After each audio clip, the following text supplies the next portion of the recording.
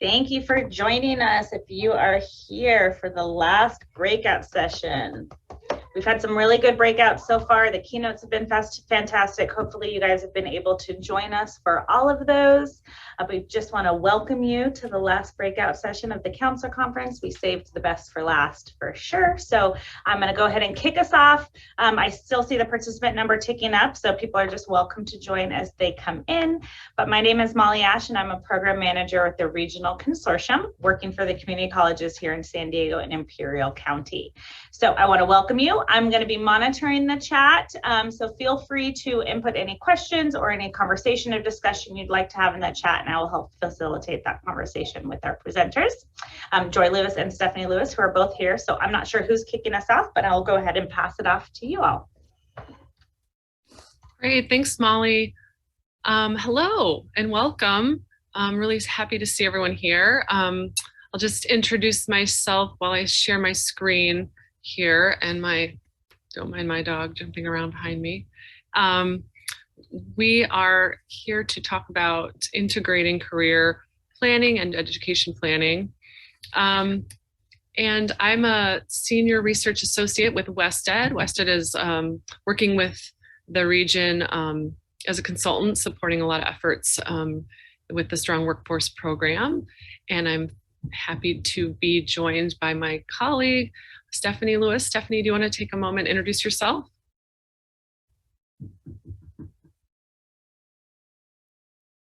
Oh, are you muted?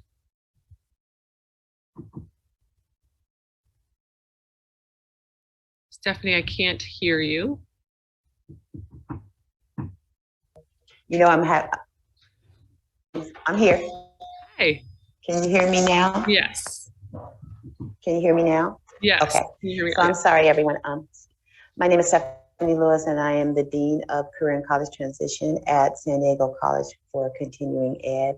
And my job primarily consists of supporting students as they complete their career technical education programs and getting them connected to either post-secondary opportunities or employment throughout San Diego.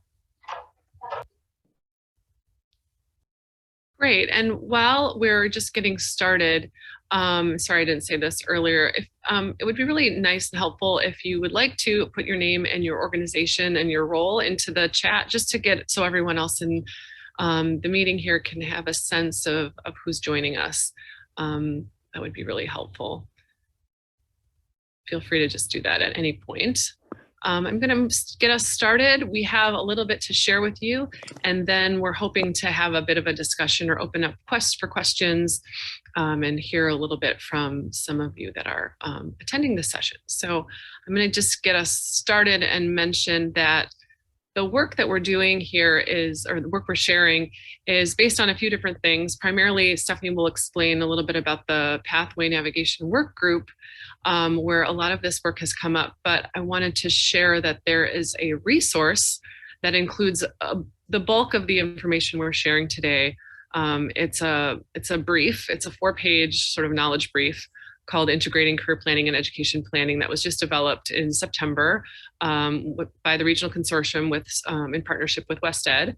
And so that is available, the link is here. We can put that link in the chat, but it's also available through the conference materials that were a part of this session. So feel free to access that, and it's only 4 pages, but it's kind of a summary of some of the research and content that we're sharing today. So I'm going to pass it over a little bit for these next couple of slides to Stephanie to share a little bit about the context for this work that we're doing among the 10 colleges in the consortium with Pathway Navigation, and then a little bit about the student experience that brings about this effort. Stephanie, this one's for you. Okay, so hi everyone. So first of all, I'm going to keep my camera off. As I was telling my team this morning, someone hit the electrical pole on our street, so it knocked out all my electricity. So I'm doing this from a phone, so just bear with me if I keep going in and out. But basically, the Pathway Navigation Group, when I was hired with San Diego College of Continuing Ed a couple of years ago, the Pathway Navigation Work Group had already been in process. And the purpose of that group was we had identified within the region that there were 3 areas that we could better inform to support students as they were moving through our colleges. And that was creating a comprehensive intake form that would help and support students as we give them soft handoffs as they come into our colleges to the different resources and supports that they would need. A differentiated orientations, where looking at how we offer orientations and making sure that the orientations that we offer supported students as they came in that were in different locations. And then the third one is my favorite, and that's career planning before ed planning, and really being thoughtful about the career planning that we provide students before they set out on their educational journey, so that they would be able to persist and then complete, and we could see higher completion rates, and of course getting them connected to employment within the region. We are going into our last year of that project, and so we are looking at creating a new RFA or proposal for the next year coming up, in which of those 3 things that we've worked on, which are the things that we really want to focus on for the next year. So for continuing ed, our focus is really going to be on career planning for ed planning. We are really going to make sure that we can put in some processes and some goals to support students before they actually join a program, in the hopes that they will finish and complete and get employed. So that's where our focus is going to be. And as we look at that, we talk about and we think about in our community of practices, how we make sure that what we do is equitable. So as I'm looking at different career assessments, I'm thinking, am I picking assessments that are equitable, and that every person who's taking that assessment, it will be meaningful for them, and it will provide information for them that will support them on their journey. Joy, next slide.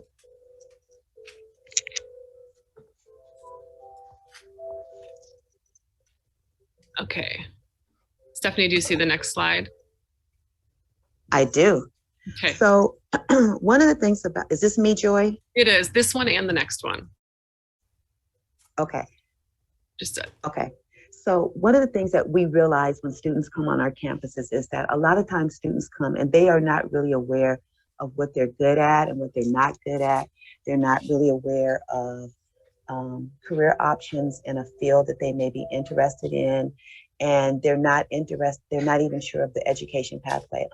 Before I came to the community college, I worked in the K-12 system, and I actually worked with high school students. I was a principal, a teacher, and then I actually worked in a nonprofit with Job Corps, working with students. And then with every student, no matter whether they were in school or out of school, they all pick they tend to pick occupations that they've heard about. I want to be a teacher, I want to be a nurse.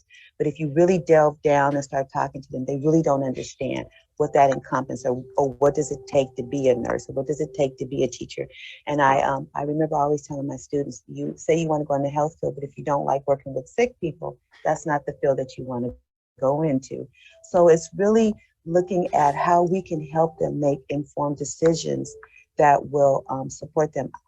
I tell people, my daughter has a degree, and she doesn't like anything that she got her degree in. So had she had an opportunity to really do career planning before she did started on her degree, maybe she'd be working in the field that we paid all this money to get a degree for her in. So we really want to help students make choices that will support them in their lives and their communities, but also something that they're interested in, because we all know the more interest that a student has in what they're doing, the better they're going to be at it, right?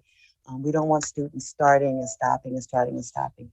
And for a lot of students, it also it supports them when they get to the credit side of the house and they have financial aid. As they're starting and stopping, it's also having an impact on their financial aid. So we want students to be able to get into something that they like, that they enjoy, and that they can see themselves doing once they leave. And that's what career planning before ed planning is all about, supporting that that goal for students to help them find and define their strengths and their weaknesses.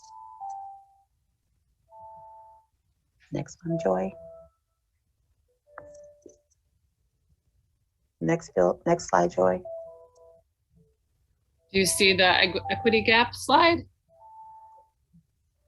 Oh, there, I got it. Okay. So one of the things that I was talking to Joy about is that when I worked for Job Corps, students would come into me and they would say, I want to go into nursing. And I would say, why? And they would say, well, my mom's a nurse, my grandmother's a nurse, my aunt's a nurse, so I want to be a nurse. But often when they got into the nursing field, they did not do well. They ended up failing out of the program or not passing all of the exams or just really not being happy about it. And so we find that a lot of times when young people are talking to us, it's the careers that they choose are based on what somebody has told them they should be or what they've heard.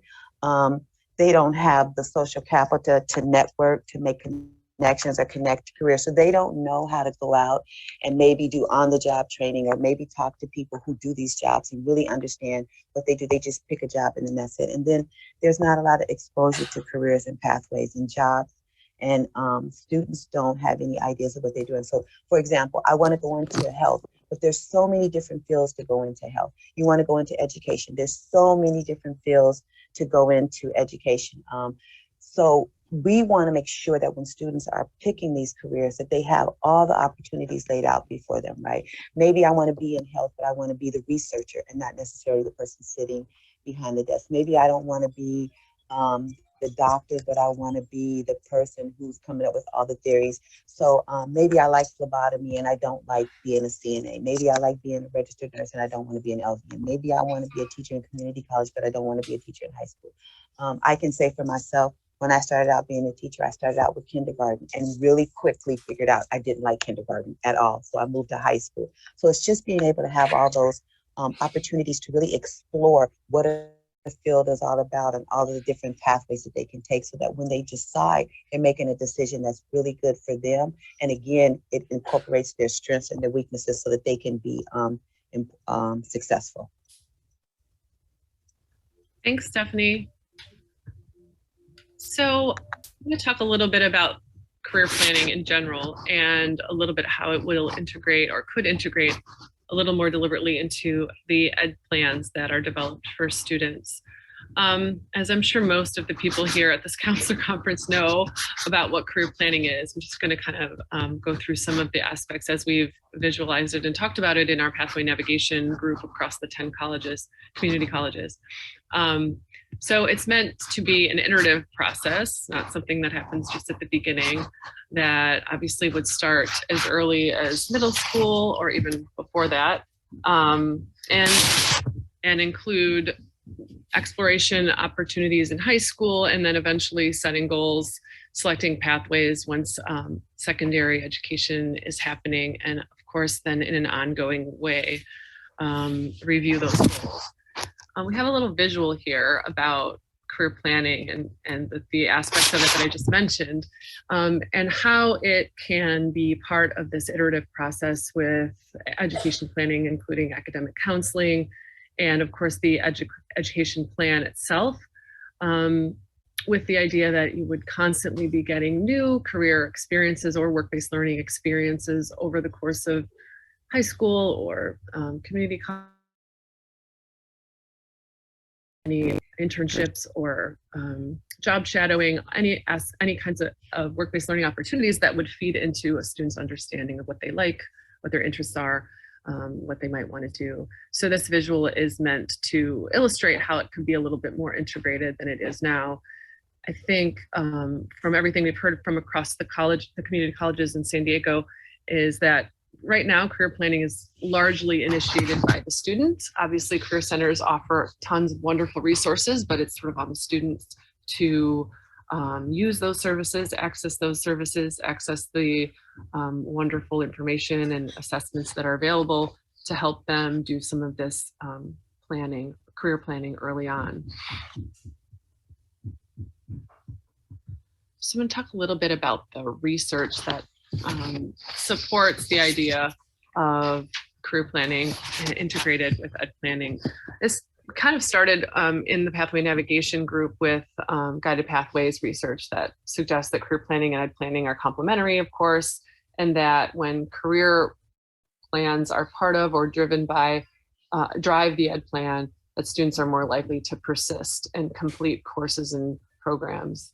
And that the idea that career exploration opportunities starting as early as possible will, of course, lead students to more intentional and informed decisions about their program or preferred pathway, certification, whatever it might be. And I'm sure it's no surprise to anyone here that sustained support and counseling and building those relationships with, whether it be academic counselors, career center staff, faculty, over time helps students persist and complete, partly because of those relationships, but it also supports the idea of these career plans and ed plans being iterative and evolving for the student, and doing so in more of a formal process as opposed to sort of an ad hoc, meeting with a counselor, meeting with an advisor at only critical times or early on. The second set of things here is just the idea that the career, my dog is really making me laugh because he never does this here in front of you all.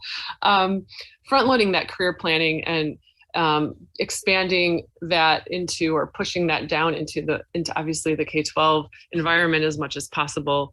The more students know, of course, about their own interests and aptitudes, the less time and energy and money they might save once they get to higher education or community college or whatever their choices might be. But the earlier and the front loading of that is important. And we've learned from talking with all the leaders in the 10 colleges around pathway navigation, is doing a lot of this work as part of the onboarding experience, which I'll talk about in a couple of minutes, is ideal in the community college setting. But some of the other benefits obviously would be that they're developing decision-making, metacognitive skills, certainly developing a sense of agency, and the more exploration that can occur, the more students will gain information about higher earning careers and what options are available to them. Moving on. So what it could include are onboarding, in the context of onboarding, is experiences that allow students to have a lot of different data points. So completing interest inventories, career assessments early in the process of, and now I'm talking about sort of the community college experience. And not only taking those inventories and assessments, and having a counselor or someone tell you what you should be doing with that information, but really, really helping the students unpack it, really explore what's there, and explore how it aligns or doesn't align with what their goals are, and what areas of study and programs are available to them. And as Stephanie will talk about in a little while, it's really important to look at career assessments that are both curriculum-based and career-based. And obviously in the K-12 environment, some of the more curricular based assessments are more often used, but hopefully both over time are part of the student's experience. Using the results from the surveys, hopefully students can gain a little bit more understanding about the courses, the programs and the courses of study that are offered to them, that are available, whether that's a certificate, an associate's degree, a transfer opportunity, and really create an opportunity to establish both short-term goals and long-term goals, and working with students to recognize sort of the difference between those, and recognizing that it's okay for your long-term goals to change, but then we have to kind of take the steps to implement what that means for your shorter-term goals. I'm gonna keep going. Unless anyone has any questions, feel free to do so by putting it in the chat for now, and then we'll have an opportunity for questions in a little while. So at the community college level, it really has been important, and certainly the community colleges have realized the challenges around sort of institutionalizing a systemic way of having opportunities and processes in place to allow students to not only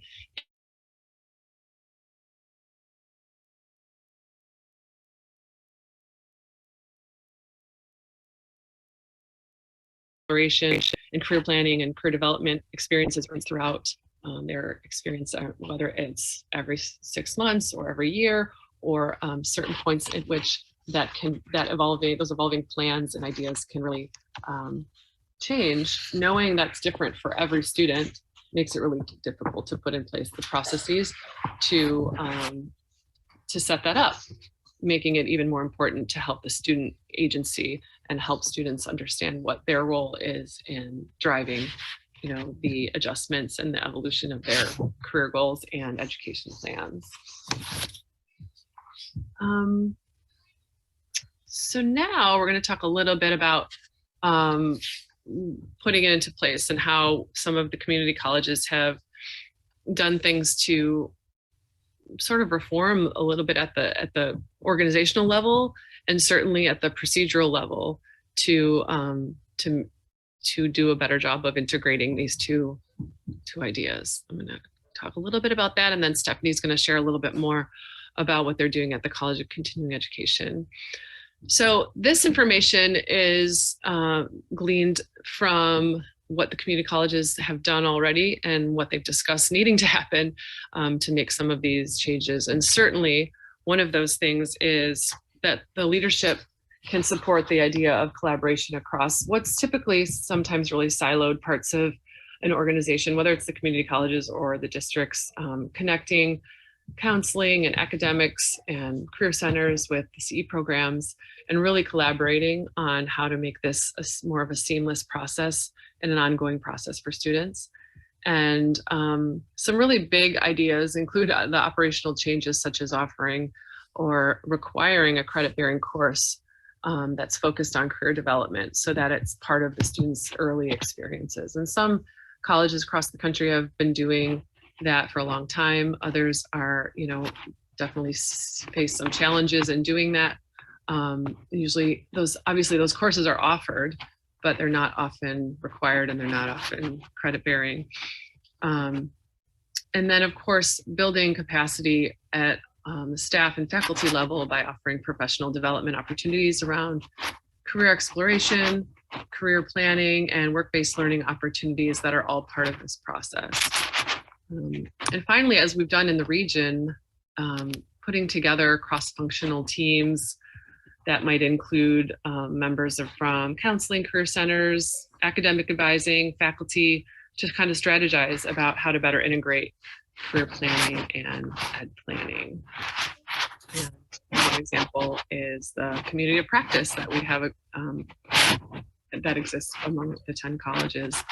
And I am sorry to interrupt you really quickly, but we're getting some feedback. I'm not sure if something might be rubbing on your microphone or something, but it's pretty staticky, so it's a little bit hard to hear you. Oh, so sorry. No, that's okay. Does it seem to have stopped now? Yes. Oh, I did have paper here, so that might have been it. I'm okay. So yeah, no worries. Thank you so much. Thanks for interjecting. Yes.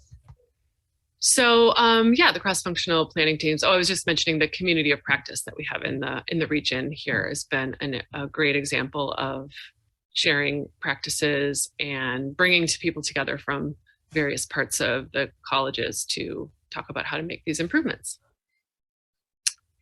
So really specifically, some of the examples of things that they've been doing, the colleges have been doing, is, you know, something as simple as just starting to vet and look at different career exploration tools, career development tools that can be made available to students. Certainly thinking about ways to connect or align tools that may have already been used by students in the K-12 environment, and how to connect the information that students might have gotten from those tools used previously with the community college environment. And making those, as I mentioned earlier, the deliberate connections between counseling, advising, and faculty. And the training that I mentioned, there's a lot of colleges that have started to really provide professional development opportunities for counseling staff, faculty, to really kind of understand the importance of career exploration, how it can be done well, how processes might need to change, connections made across the different pieces of the organization, and also expanding work-based learning opportunities available as part of this process. There's my dog. So now just to get a little bit more specific, I thought it'd be, Stephanie and I thought it'd be really nice to just kind of talk a little bit about some of the plans that the College of Continuing Education is putting in place to try to make this happen currently and in the future. So I'm going to pass it back to my colleague, Stephanie, to share a little bit more.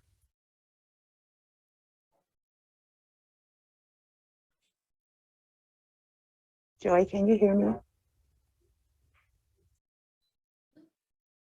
Sorry, yes, I can hear you now. Okay, perfect. So at CE, one of the unique things about, well, two unique things about CE. One of them is that we are non-credit. So we are the non-credit arm of the San Diego College of Community, San Diego College Community District. And so with us being non-credit, we have an opportunity to really offer classes to students where they're not having to worry about paying, and they can kind of try things out as they go along. A lot of our students are non-traditional students in that they did not do well in high school, or they're English language learners, or they're opportunity youth. So they're coming, and we're having to look at how we support and the supports that we give them and the resources.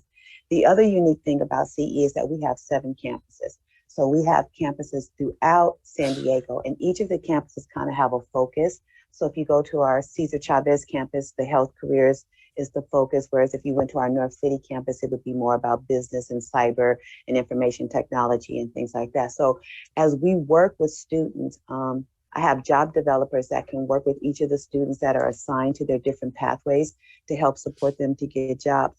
But the whole thing about the career planning and ed planning that we were finding out that when we started working with students is that a lot of times students will come to us and they'll say, okay, so I just finished this program, but I really don't know what type of job I can get, and I don't know how much it really pays, or they have this unrealistic view of how much a position pays when they go to work, right? What it's going to be for entry level. So as we've been thinking, I've been working with our career counselor, and we've been looking at how we can redesign and recreate our processes and goals for students that can kind of support them on the front end. And in doing this, I've been having conversations with different colleagues across the United States who have different types of programs. And the one program that I really like and I'm looking to model is the program that's currently offered at Dallas College. And so in their program, what they do is, and what we want to do, what we're going to start doing, and we've been talking about this, the career counselor and I, is that students, when they first come in, they are introduced to a career counselor or what they call a success counselor. And they kind of talk to the student about, what is it that you want to do? What do you like? What do you think your interests are? And they start talking to them about the different types of career interests that they can take and the different type of assessments that they can take to help support that.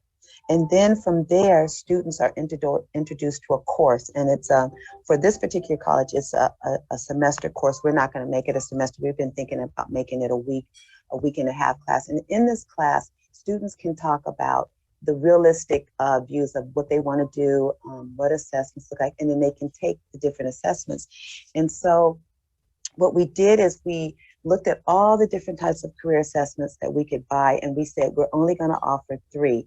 And we wanted to offer 3 that would give students the most round, the most bang for our buck, right? That would give students more opportunities. So we've selected Choices 360, career choices, and I forget what the other one is.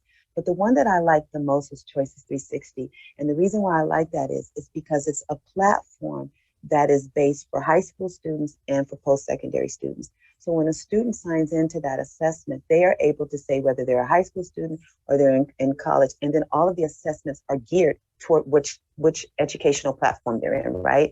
And then students they get connected to all these different assessments that are connected to the ONET codes, and it gives them all these different possibilities on what they can do. And so in doing that, what we're hoping is that we can offer this week-long class where students come in and they talk about labor market information and the different types of jobs and what this job looks like and how you get the job and what you need to be successful in the job, but that every student leaves with a career assessment completed and then an idea of what they want to do, so that we can do a soft handoff to that program and to the counselor over that program. So if after all of this assessments, a student says, hey, I really want to do automotive, then we can connect them to the automotive counselor who can then start them with their educational plan on how they're going to get through the automotive program. And we really understand that counselors are busy. You guys have so much on your plate, and we want to make it as easy for you as possible so that when you get a student, you don't have to go through the process, or our counselors don't have to go through the process of, what do you want to do? Are you sure this is what you want to do? And we're not sure. There's some conversation about, do we make it a mandatory class? Do we make it an optional class? But we really wanted to be at the front end. So when students would come into our organization, they would do the apply to the college. And then the next step would be that they would do our comprehensive intake form so that we could make sure that we connect them to any supports or resources that they need outside of just the regular resources that they get. And then the third would be that career assessment piece, where they come in and they do the career assessment, they spend time with our career counselor, they do the assessment, and then they walk away with an assessment, and they walk away with a predefined idea of, okay, yes, I thought I wanted to do this, I've taken the assessment, I find out that I have strengths here, this is what I like to do, I know how much money I can make, I know what some of the entry-level positions are, this is where I want to go. We hand them off to the counselor. The counselor's like, okay, perfect. So this is what you need to be successful. These are the classes that you need to take. And this is how I can help you get enrolled into those classes. And we're hoping that when we're done with that, we will be able to see not only persistence, but completion. And we know that we're all struggling with enrollment, right? We all are looking at how we're going to increase enrollment. We're all looking at how we can do enrollment management. But part of that enrollment management is, once we get the students there, how do we keep them there and how do we make sure they complete? So working with our career counselors, we really believe that if we can provide them with the tools that they need ahead of time, they'll be more successful. And so what we're going to do is, at first we were just like, we're just going to roll it out on all 7 campuses. We were just going to be all, yeah, we can do this, we can do this. And then we thought, maybe not. So we decided that we're going to pinpoint some of our campuses and do it as a pilot on some of our campuses, and then get feedback from students, what they liked, what they didn't like, what they thought about the assessments, what we can do better, because we also realize that the more students have a voice in what we do and the more we listen to them, the more successful we can be in supporting students. Joy? And Stephanie, was that 360 training that you mentioned? It's called Choices 360. In the chat. Choices 360. Thank you. 360. And Molly, I will send it to you. And if people want to connect with you to get information about it, I'll send you the link for the information for it. Perfect. Thank you.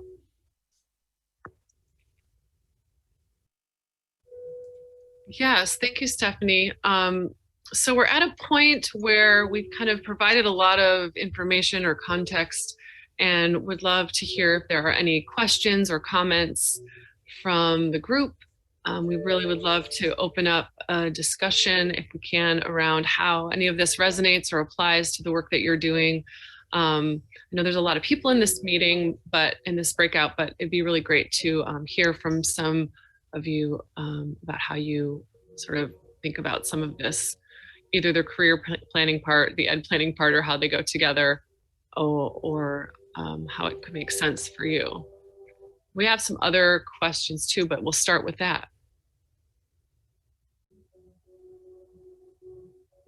Don't be shy. And the one thing before they start, I wanted to tell them, the great thing about the Choices 360 is that at the K-12 level, it's curriculum based. So all of the assessments are based on curriculum, whereas at the post-secondary level, they're based on career. So it's a really interesting platform.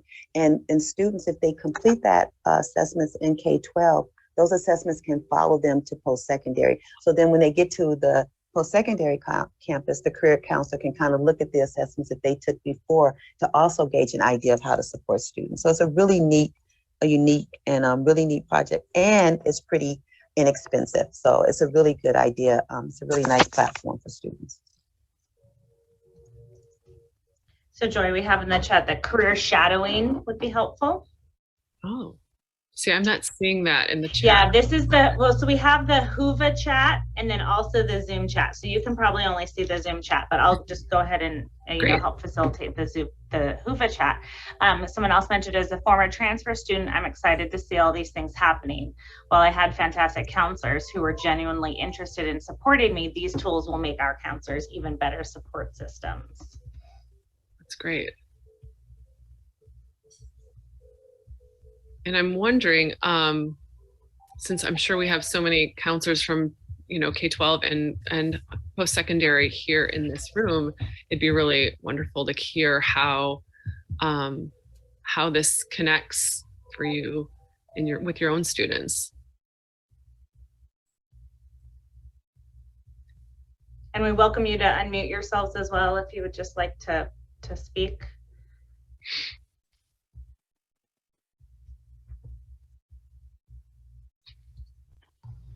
Hi, I don't know. Can you guys hear me? Yes, Hi, Michelle. Hi, my name is Michelle. I'm currently the director of our career services program over at San Francisco State University, and I'm a former San Diegan. I grew up in San Diego. I'm sorry I don't have my camera on. My office is a mess. I'm a mess. I don't want to scare anyone, so my apologies. But I wanted to say that, making the shift from working in a community college with the perspective and lens as a transfer student, and then now working in a four-year university, I can't emphasize enough how critical this work is to the success of our students as they transfer. I see a lot of potential and more informative students when they come and meet with me because of their experiences in the community college. And I know that a lot of this stuff is very new. We've only recently started doing this stuff in the last few years, especially thanks to the guided pathways that's taking place, which is really exciting. But for me, what I do is I always reference back to these career resource tools that that were brought up, such as the 360 tool. I think even at the community college level, there's still a considerable amount of exploration that students need to do. I mean, they might have chosen, say, for example, accounting, but when they're looking at accounting, they don't know exactly what are all the niches within accounting. So really spending time and teaching them and listening to what their interests are and helping them figure out as they're speaking what their interests are and how they're aligned with the industry is really important. I also think that connecting them to industry is really critical to their success and to their confidence. So I was excited about the model that you guys talked about, because I do try to do that myself when I'm working with students, even at the university level. So for me, I mean, overall, it's just a comment that I really appreciate all of the work that you guys are doing, and I support you guys at the university level by doing the same things. So it's fantastic. So thanks so much for the presentation. I really appreciate it. Thank you. Thank you. That's really, that's a great perspective to have, and we're glad that you're here. I just wanted to put back on the screen, just in case I have the visual, the little model here of the connection between the two. So I'll just put that up. But does anyone have any comments or questions beyond? I mean, certainly on top. Yes. Joy, someone questioned, did I have a successful story? So I do. First of all, I want to say to Michelle, my daughter graduated from San Francisco State, and I wish you had been there when she was there, because maybe, just maybe, we'd be doing what she liked instead of just any degree. But anyway, I digress. So I oversee an apprenticeship readiness program, and we get students in and we work with students that are from 4 populations, and the populations are those students who are typically disproportionately impacted. And so when students come into our apprenticeship readiness program, the first thing they say is, oh, I already know what union I want to go into. I have it down. I know which union I'm interested in. You don't have to tell me, I know. Yeah. And we did the program, we let them pick, and then we found that they weren't good at those unions. And so the second time around, I implemented that they would have to work with a career counselor, and that they'd have to go. And not only did we work with the career counselor, we did some assessments, but then we took them out to all of the different unions. So as somebody was saying, job shadowing, we took them on a tour of all the different unions, and we let them talk to the people who ran those unions. And I'm going to tell you that 85% of them changed their mind about what they thought they wanted to do. Because here's the thing, when students hear about construction, they all think they want to do electrical. They have no idea that there's 27 different unions that they can go into, right? They don't understand that. So everybody's like, I want to do electrical. I want to do electrical.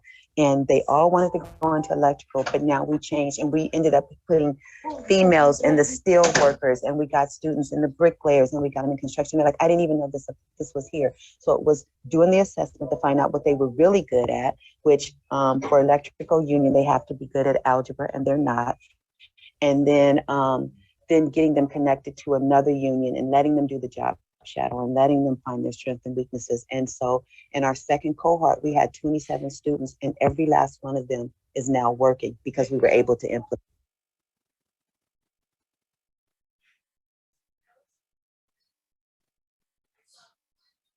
Are you still there, Stephanie, or were you finished?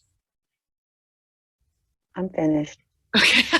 You kind of cut out for a second, so I wanted to make sure but we heard all of that. So thank you for sharing that.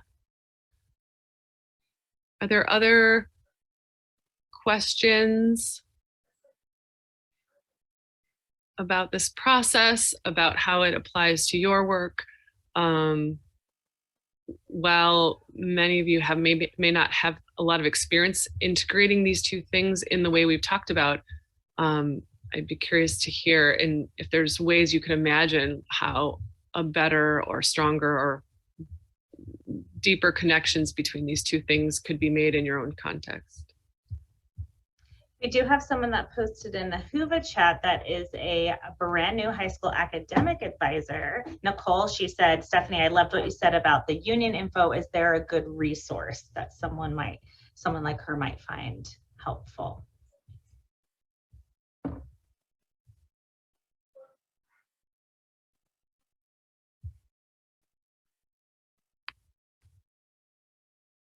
Stephanie, I'll go ahead and put it in the Zoom chat, and then if you'll be able to see it that way, and then maybe you can get back to her with the resource. Yes. And you're muted now, Stephanie, but that's okay if you don't have her connection is horrible, she said. Okay, great. Any other questions? I just wanted to,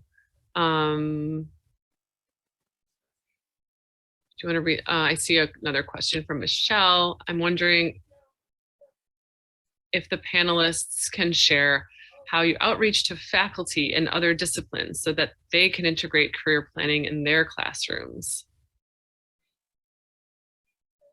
Stephanie, do you have any comments on that one, if you can hear me?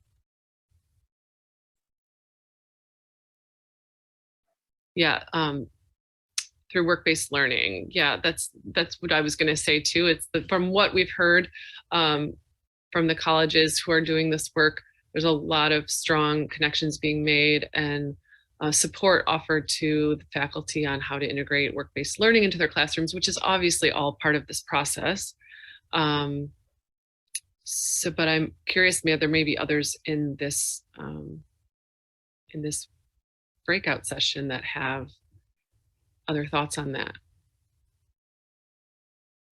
Certainly connecting to the faculty and working with them or supporting any efforts to bring together sort of the career angle and work-based learning opportunities into their curriculum is ideal across all different types of what challenges have you faced, if any? Do you mean working with the faculty through work-based learning, Michelle? Is that what you mean? Yes. Okay. Stephanie, do you have any thoughts on and job developers? Oh no, don't be sorry. It's a great question. Glad to have the questions.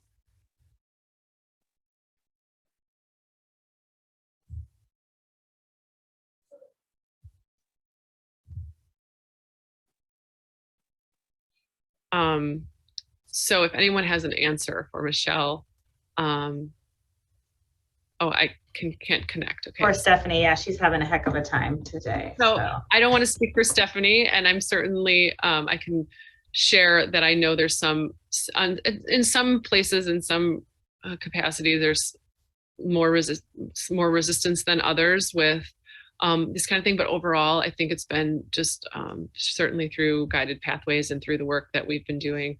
And what we've heard anecdotally from the colleges is there is a lot of strong connections being made, and the student response, and are the meetings planning required?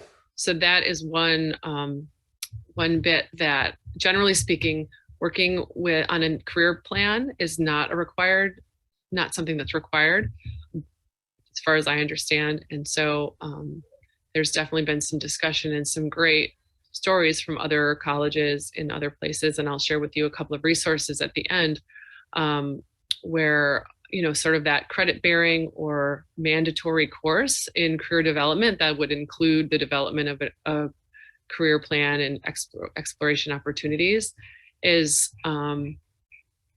not happening like in the region that we know of now, but it's certainly the hope of some of the pathway navigation team members who really want to really feel like putting this all on the student to do this work, and sort of is not reaching and not really going to happen in an equitable way, because the students who probably need the most support with the career planning are not necessarily the students that are asking for it.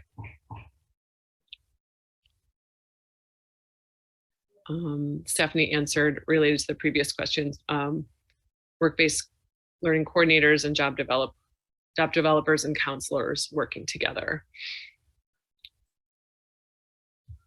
Anyone else here who's in the breakout have any thoughts or comments on sort of the student's perspective and how the students, I don't really know, I can't speak firsthand to the students' opinion about what having a requirement related to connecting with career exploration and career planning ideas what that might look like. But I don't think that they would be opposed. Certainly is another step in the process, but one that would be so beneficial.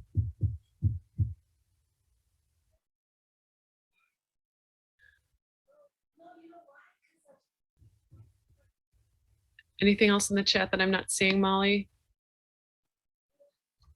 Nope. Okay. Any other comments on any of this from our participants?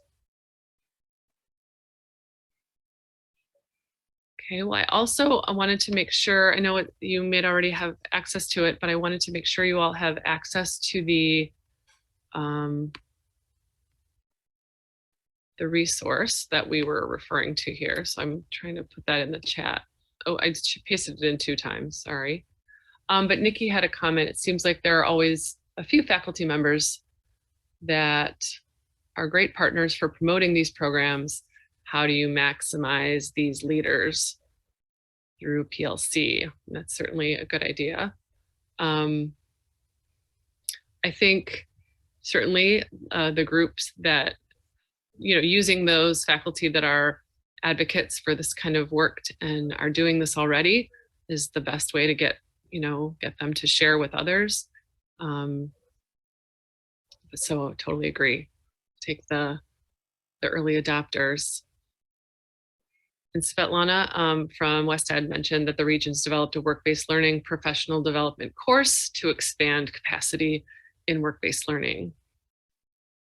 Yes, and we can provide more information about that if anyone is interested in learning more about it. And Stephanie offers up her email for anyone with any other questions. Just one last time, I'm going to put the link to the resource. And I wanted to just point out one thing in the resource. It's as I mentioned, it's a short 4-pager. But this last bit before we sign off is on page 4. There's some really helpful tools, and I would share them all with you, but I think it's just as easy for you to connect to them. This first one is a really nice visual representation of what the work-based learning continuum looks like. and the different types of work-based learning, and sort of a little bit of a promotional piece about work-based learning. So you might want to take a look at that.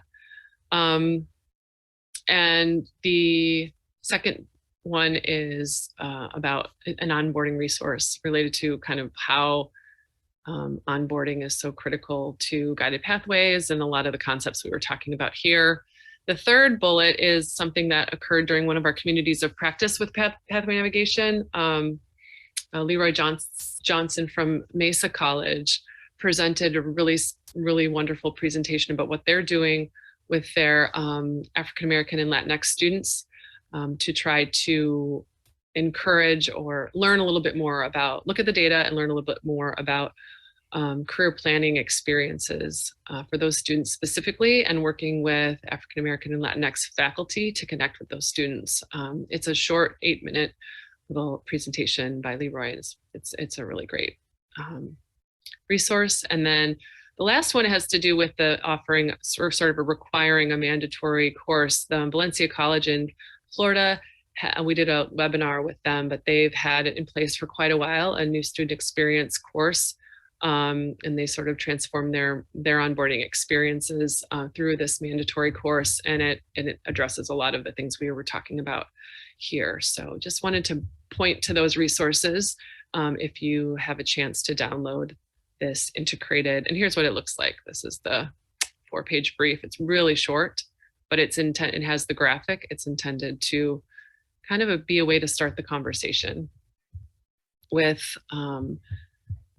your folks in your district or your community college or your institution, wherever you're coming from. It outlines the research that I went over and some of the reasons why career planning and education planning together are so important and how it supports the students. So just wanted to make sure you had that. And this, the PowerPoint presentation that we shared will be uploaded right after this into the folder and available to everyone who attended the conference. And if there are no other questions, oh, right. So thank you, Svetlana, reminded me one more thing. In addition to the PowerPoint I shared with you today, I'll also share an additional resource. It's a PowerPoint that looks a little similar, but it's intended for, it outlines the main concepts in this brief in a PowerPoint presentation, and it's intended to be used and adapted for your own audiences. If this is like a topic you want to talk about with others and need a place to start, this PowerPoint is short. It includes a lot of these concepts, and you could tailor it for your own audience if you want to share these ideas. And with that, I'm going to stop sharing and see if there are any last questions or thoughts. And if not, I'll give you back a few minutes of your hour, if that's okay. Yes, thank you guys so much for the information. We're really excited about this at the community college level. So we definitely encourage you to sit on this, think about this a little bit, and reach out if you have any questions. We do apologize for the technical difficulties today. That is just the world we're living in. We hope to be back in person next year. You will get an announcement about a post-conference survey. It will also go in your email. We encourage you to please fill that out. One of the questions is about what type of format you would prefer for next year. So that will be really valuable information for us as we continue to plan and make this better every year. But thank you so much for joining us. Have a great rest of your day and happy holidays.